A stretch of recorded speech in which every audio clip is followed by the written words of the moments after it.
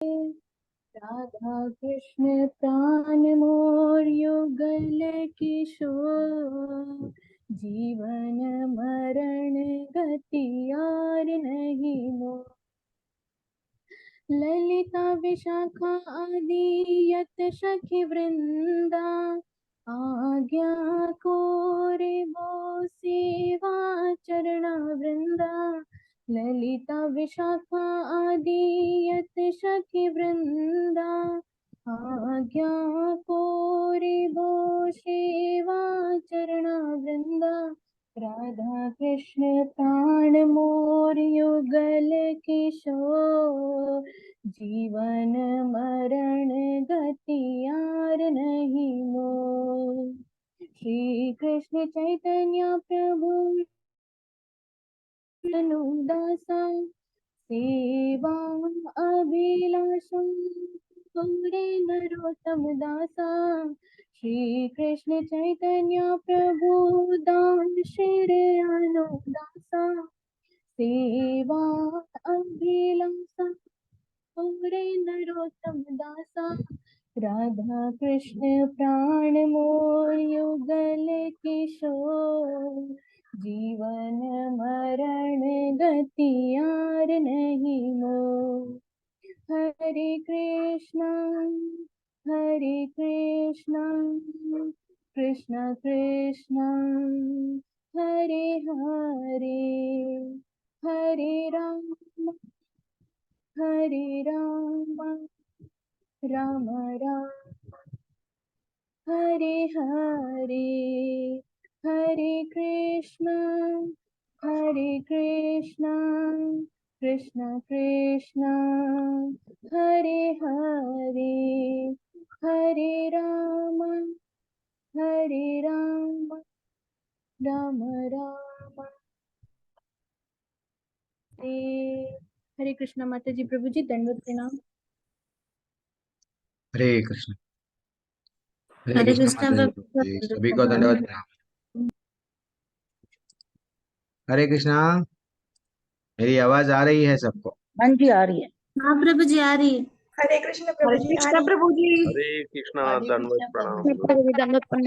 हरे कृष्ण।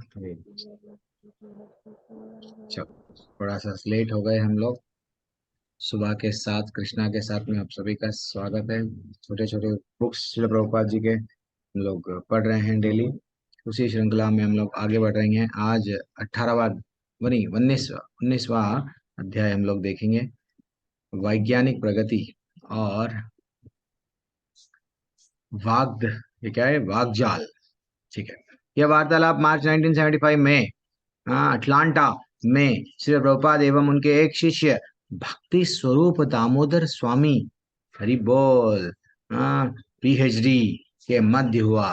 क्या क्या वार्तालाप है ये दोनों में, हम लोग थोड़ा सा जानेंगे। चलो, आज कल जो नहीं बने, आज जिनको चांस, ठीक है। दीप्ति माता जी, आप एक किरदार निभा लो। और वीडियो किसका ऑन है? ठीक है, सुभद्रा माता जी और दीप्ति माता जी स्टार्ट कीजिए। हरे कृष्ण प्रभु जी। हरे कृष्णा सभी को, हरे कृष्णा। हरे कृष्ण प्रभु जी। हरे कृष्णा। चलो स्टार्ट कीजिए, तो मैं पढ़ लूं क्या? कहाँ से? मैं हाँ पढ़िए माता जी। सुभद्रा माता जी, भक्ति समरूप दामोदर स्वामी जी बन जाइए आप। आधुनिक विज्ञानी जन प्रयोगशाला में जीवन उत्पन्न करने के लिए कठिन परिश्रम कर रहे हैं। यह समझने का प्रयास करो, जिस तरह ईश्वर पहले ही सर्वत्र विद्यमान है, उसी तरह सारे जीव भी ईश्वर में भिन्नांश होने के कारण पहले से ही विद्यमान है, शाश्वत रूप से। इसलिए तुम्हें सर्जन की आवश्यकता नहीं है। यह मूर्खता है, क्योंकि जीव शाश्वत है, उनका सर्जन नहीं किया जा सकता है। ये जीव सहज रूप से भौतिक जगत में 4 भिन्न प्रकार के प्रकट होते हैं। इनमें कुछ बीजों द्वारा, कुछ केवल जामन द्वारा, कुछ अंडों से, कुछ भ्रूण से प्रकट होते हैं। लेकिन सारे जीव पहले से विद्यमान है। अंततः सर्जन का प्रश्न नहीं उठता। जीव का यही विज्ञान है। पहले लाखों करोड़ों जीव है, फिर भी बहुत भौतिकवादी वैज्ञानिक इसके लिए बड़े बड़े सम्मेलन करते रहते हैं कि किस चीज को कैसे उत्पन्न किया जाए। जरा इस बचकाने प्रस्ताव को तो देखो, वे समय का अपव्यय करते हैं, लोगों को भ्रमित बनाते हैं और यह व्यक्ति की गाढ़ी कमाई के विनष्ट करते हैं। इसलिए मैं उन्हें धूर्त कहता हूँ। वे सर्जन करने का प्रयास करते हैं, वे सर्जन करेंगे। सारी वस्तुएं पहले से ही है, किंतु वे अपनी बढ़ी चढ़ी शिक्षा के बावजूद इसे नहीं जानते, इसलिए भगवत गीता में उन्हें मूढ़ यानी धूर्त कहती है। अब इन मूढ़ों को बतला दो, भाइयों, तुम सर्जन नहीं कर सकते, न तो कोई वस्तु सृजित की जा सकती है। जरा यह पता लगाओ कि जीव कहाँ से आ रहे हैं, उनका स्रोत क्या है और सारी प्रकृति के पीछे कौन सा मस्तिष्क कार्य कर रहा है। इसको ढूंढो, यही असली ज्ञान है। यदि तुम इस ज्ञान के संघर्ष करो और वस्तु के आदि स्रोत ढूंढने का प्रयास करो, तो किसी न किसी दिन तुम समझोगे कि ईश्वर हर वस्तु के स्रोत है और तुम्हारा ज्ञान पूर्ण होगा। वासुदेव सर्वमिति महात्मा सुदुर्लभ। भगवद गीता 7.19। इस सुंदर फूल को देखो, क्या तुम सोचते हो कि यह किसी मस्तिष्क के निर्देशन के बिना स्वतः ही उत्पन्न हुआ है? यह नासमझी का दर्शन है। ये तथाकथित वैज्ञानिक अनेक आडंबरपूर्ण शब्दों का प्रयोग करते हैं, किंतु उसमें से कितने वास्तविक व्याख्या करते हैं, अन्य कोई नहीं समझ सकता। इसे केवल वे ही समझ पाते हैं। वे ऐसी जटिल भाषा का इस तरह प्रयोग करते हैं कि जब तक वे स्वयं व्याख्या नहीं करते तब तक कोई समझ नहीं सकता। वे कहते हैं कि सब कुछ प्रकृति द्वारा स्वतः ही किया जाता है। यह तथ्य नहीं है। प्रकृति एक उपकरण है, यह अद्भुत कंप्यूटर जैसी है, फिर भी इसका एक संचालक है। इन धूर्तों को सामान्य बुद्धि भी नहीं है। ऐसा यंत्र कहाँ है जो बिना किसी संचालन का चलता है? क्या उसमें अनुभव क्षेत्र में ऐसा कोई यंत्र है? वे कैसे सुझाव देते हैं कि प्रकृति स्वतः ही कार्य करती है? प्रकृति का एक अद्भुत यंत्र है, किंतु उसे संचालन ईश्वर या कृष्ण है। यही वास्तविक ज्ञान है। क्योंकि यंत्र अति अद्भुत रीति से कार्य कर रहा है, तो क्या इसका अर्थ यह हुआ कि इसका कोई संचालक नहीं है? उदाहरणार्थ, हारमोनियम भी एक यंत्र है। यदि कोई दक्ष संगीत तज्ञ इसे बजाता है तो यह अत्यंत सुरीली तथा मनमोहक ध्वनि उत्पन्न करता है। ओहो, कितना सुंदर! किंतु क्या हारमोनियम स्वतः बजेगा और सुरीली ध्वनि उत्पन्न करेगा? अंततः उसमें कोई सामान्य बुद्धि भी नहीं है। फिर भी वे अपने वैज्ञानिक कहते हैं। इसी का हमें दुख होता है कि इन लोगों में कोई सामान्य बुद्धि भी नहीं है, फिर भी वे वैज्ञानिक कहलाते हैं। वे सोचते हैं कि क्योंकि वे रसायन विज्ञान के द्वारा कुछ प्रारंभिक एमिनो अम्लों का संश्लेषण कर सकते हैं। यह तो शिल्पकारी है, ज्ञान नहीं। उदाहरणार्थ, यदि हम कहते हैं आप गुलाब का चित्र बनाते हैं तो आप चित्रकार हैं, ज्ञानवान व्यक्ति नहीं। ज्ञानवान का अर्थ है ऐसा व्यक्ति जो जानता है कि वस्तु कैसे बनाई जाती है। चित्रकार तो जो देखता है उसी का अनुकरण भर करता है। अतएव कला तथा विज्ञान दोनों पृथक भाग है। तो यदि वे कोई संश्लेषी वस्तु उत्पन्न करते हैं तो वह केवल कला है। हाँ, उदाहरणार्थ, अच्छा रसोइया जानता है कि मसालों को कैसे मिलाया जाता है और किस तरह स्वादिष्ट वस्तुएं तैयार की जाती है। अंततः रसायन शास्त्री को आप अच्छा रसोइया कह सकते हैं। रसायन शास्त्र विभिन्न रसायनों को मिलाने की एक कला है। तेल होता है, शर होता है, और यदि दोनों कारागिरी से मिला जाए तो अत्यंत उपयोगी साबुन बन जाता है। किंतु विज्ञानी आश्वस्त हैं कि वे येन केन प्राकृतिक जीवन को उत्पन्न कर सकेंगे और मनुष्य तक को बना लेंगे। समस्या यह नहीं है कि यदि वे जीवन का सर्जन नहीं करेंगे तो संसार नरक में मिल जाएगा। जीवन तो पहले से ही। उदाहरणार्थ, कई मोटार कारें हैं। यदि मैं कोई अंतर मोटार कार तैयार लूं तो क्या यह मेरे लिए बहुत बड़ी बहुत बड़ी शाबाशी है। न जाने कितने मोटार कारें पहले से हैं। जब मोटार कारें नहीं थी तो जिस पहले व्यक्ति ने मोटार कार बनाई उसके लिए कुछ श्रेय की बात थी कि आपने बहुत अच्छी घोड़ा विहीन गाड़ी तैयार कर दी है। लोग इससे लाभ उठाएंगे, सुविधा होगी बस। किंतु जब अन्य मोटार कार बनाऊं तो इसमें मुझे क्या श्रेय है, मेरा क्या श्रेय है? शून्य। शून्य। और इस शून्य को पाने के लिए वे बहुत बड़ा सम्मेलन करने जा रहे हैं जिसमें अनेक लोग आएंगे और रुपया खर्च करेंगे। वे श्रेष्ठतर मानव बनाना चाहते हैं, वे जीवन को श्रेष्ठतर बनाना चाहते हैं।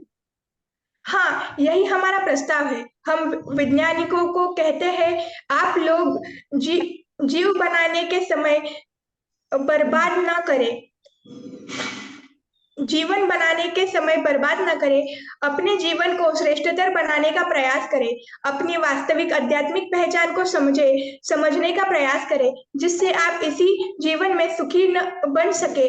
ऐसा शोध कार्य होना चाहिए। उन्हें जो पहले सी बात सीखनी है वह यह है कि शरीर रूपी मोटर कार का एक चालक अथवा आत्मा है। ज्ञान का पहला बिंदु है। इस सामान्य बात को समझे बिना वे नीरे गधे हैं। चालक यानी आत्मा इस शरीर रूपी मोटर कार को चला रहा है। यदि चालक शिक्षित है तो वह अपने शरीर को आत्म साक्षात्कार के लिए चला सकता है, जिससे वह अपने घर अर्थात भगवत धाम वापस जा सकता है। तब वह पूर्ण बनता है। अतएव हम चालक को शिक्षित कर रहे हैं, हम टीन की अन्य कार नहीं बना रहे। यह कृष्ण भावनामृत है।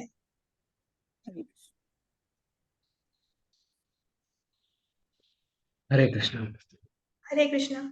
ओम नमो भगवते वासुदेवाय। ओम नमो भगवते वासुदेवाय। ओम नमो भगवते वासुदेवाय। ओम अज्ञानतिमिरन्धस्य ज्ञानाञ्जनाशलाकया चक्षुरुन्मिलितं येन तस्मै श्रीगुरुवे नमः। नमो विष्णुपादाय कृष्णपृष्ठाय भूतले श्रीमते भक्तिवेदांत स्वामी नामिने नमस्ते सरस्वती देवी गौरवाणी प्रचारिणे निर्विशेष शून्यवादी पाश्चात्य देशधारिणे। जय श्री कृष्ण चैतन्य प्रभु नित्यानंद श्री अद्वैत गदाधर श्रीमती गौरव।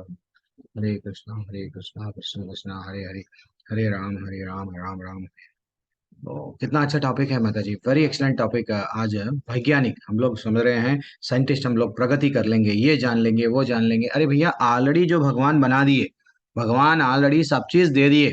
हाँ, ये लोग एक डार्विन थ्योरी निकालते हैं। नहीं नहीं नहीं नहीं, इंसान कैसा आया था, पहले इंसान ऐसा था, फिर पहले बंदर था, बंदर से आया, नहीं तो समुद्र में मछली था, फिर वो उसको उड़ना चाहा तो उसको पंख आ गए, वो उड़ने लगा। तो एक्चुअली वो वैसा नहीं है।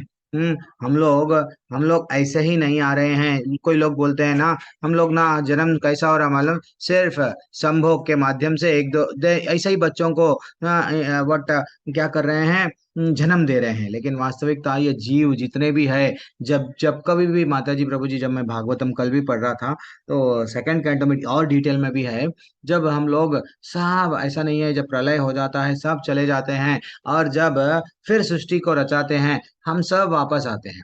हम सब वापस आते हैं, यानी इवन जीव भी एट ए टाइम आते हैं। ऐसा नहीं है कि पहले हम लोग बंदर थे, बाद में जो ऐसा इंसान बनेंगे। ये सब गलत फिलॉसफी है।